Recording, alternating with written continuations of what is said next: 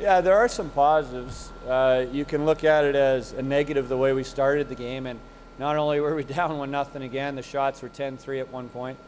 So that was a negative, but you're right, you have to look at the positives. And to come back, you know, we have a power play to go ahead, and instead we give up a breakaway, we're down. To, I guess, to mentally focus, refocus after that and play pretty well is a positive. Did you still see a rivalry going on this weekend? I think Ohio played very well, and hopefully, I'd like to think that anytime we put on our jerseys and there's a Nittany Lion on it, that we're going to play as hard as we can regardless. So I don't know about that. I think, hey, quite honestly, it was a bad hockey game today. I mean, there was close to 100 face-offs. It was a bad hockey game. There was blowing icings, there was blowing offsides, there was blowing hand passes, there was whistles when there shouldn't have been whistles. There was pucks turned over and skated over. It was not a good hockey game. And I'll tell you, when it is, I'll tell you. And when it's not, I guess I'm going to tell you. That was not a good hockey game. And I think Ohio fought really hard. I bet their coach wasn't thrilled with how they played in some instances. And our guys aren't really thrilled with how they played, but I do think they should feel good about at least for the last, whatever it was, 19 minutes to bearing down and playing well. But I guess the next question I'll ask it for you is, why doesn't that happen right from the start? I don't know. Coach, at this point in the season now, playing again against an ACHA opponent, is it becoming a detriment to the team? Because it seems like, and I just mean that in the way that the team comes out, it almost seems that they're not completely focused. Yeah, it's not an easy thing. I think if you look at the first game, that they played pretty well the first game, and then they may not be as focused to come and play them again. And once I guess it's human nature that once you win it pretty easily, that maybe there's expectations that it's not going to be as hard the next night. But so that being said, I still think we got to learn from that, right? That's not how we want to be. And quite honestly, I'm looking forward to the series against Oklahoma as much as I'm looking forward to Wisconsin now, because it's our last chance to figure this out. And I'd like to see it. I think I really like what Billy Downey had to say about the jersey, that it shouldn't matter if you're at Mount Ice Arena playing Michigan State or you're here playing Ohio University. If you have that Nittany Lion on your chest, then that trumps everything. It shouldn't matter, to quote him, and I really like that. And I'm hoping that we have one more weekend to exemplify that. Anything else? Coach, it's been a while since you played here at Greenberg. Did it feel good to be back home? I mean, last night was obviously an amazing atmosphere. What did tonight feel like? We love playing in front of Penn Staters wherever it is, and we've had a lot of fun playing, whether it's in Hershey or Wilkes-Barre or in Connecticut or Worcester. There's always been great fans, but we love playing in front of the student body, and it's awesome. I think, you know what, I just didn't enjoy all the whistles. Like, there was no flow to the game tonight, and I felt bad for the fans. There just wasn't. I know sometimes the glass is a little lower, and it seemed that whenever a puck was in the air, it got 2 inches above the glass, and honestly, there was I said I think there was close to 100 whistles. There was 96. There's 96 face-offs tonight. There's no flow whatsoever. So we love playing here on campus, but unfortunately the game just didn't have a lot of flow tonight. Regardless of how the game looked or played out, the question has always been, playing these exhibition games, whether the guys learned their lesson or not. And you kind of touched on it a little bit. Do you feel like they made a step forward this weekend towards learning that lesson? Or was it sort of neutral stepping? Neutral. To use your words, neutral. I mean, like I said, I guess you have to take positives out of the third, but the way we started was just not good. Just not good. No one's proud of how we started, and I don't know the reason for it. So I want a disclaimer, though. Pagula Ice Arena will have higher glass than this. I want to say that right off the hop. Coach, you got Curtis back tonight. What do you think he brought to the game besides obviously? Well, a game winner.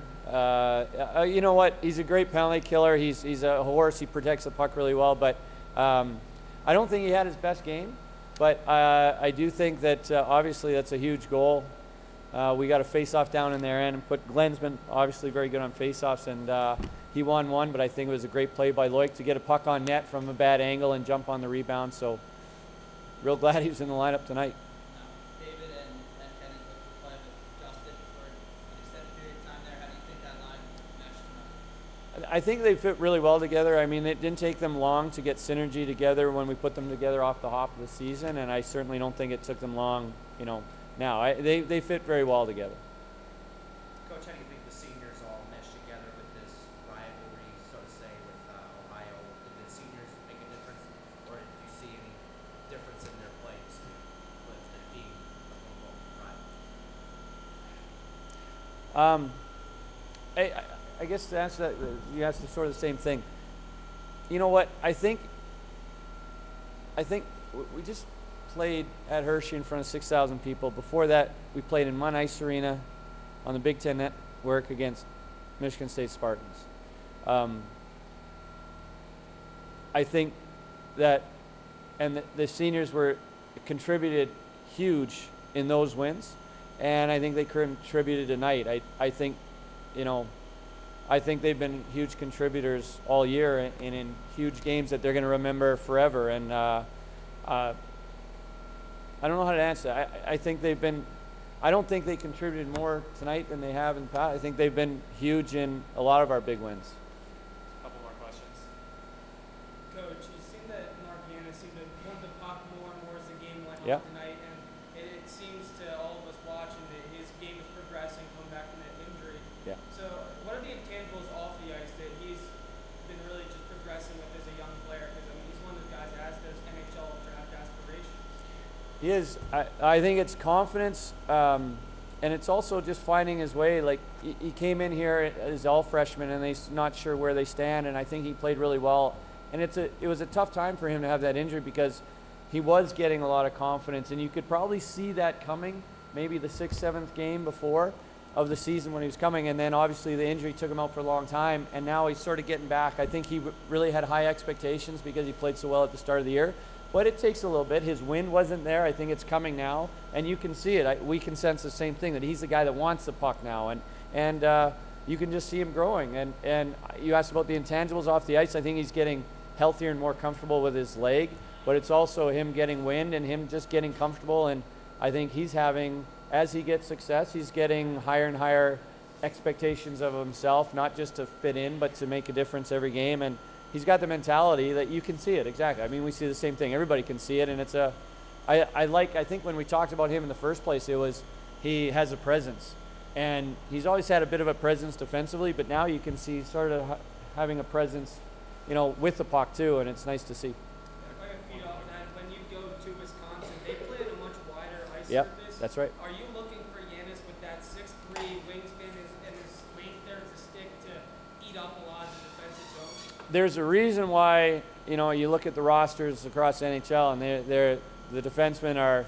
6'5", 6'4", 6'3", 6'2". You might have one puck mover that's a little less, but yes, there's a big reason for that.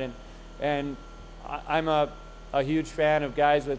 It's not only toughness; it's the reach that you talked about. And he made a play actually tonight a lot better, identical play of last night, that he tried to use his body. Tonight he used his stick, his long reach to get stick on puck when a guy sort of had a one-on-one wide, and he's a good student of the game because he played it perfectly. Last night he didn't, but he's learning, and I would love to have a lot of guys with a reach like that. Last one. This-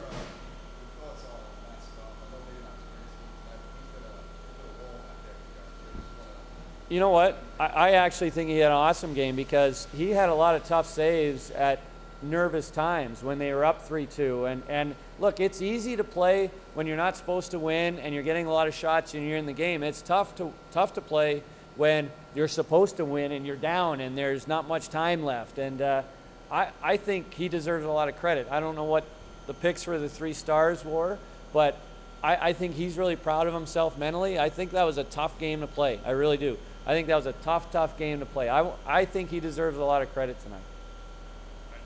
Thanks. Thank Thanks, everybody. Have a great Sunday.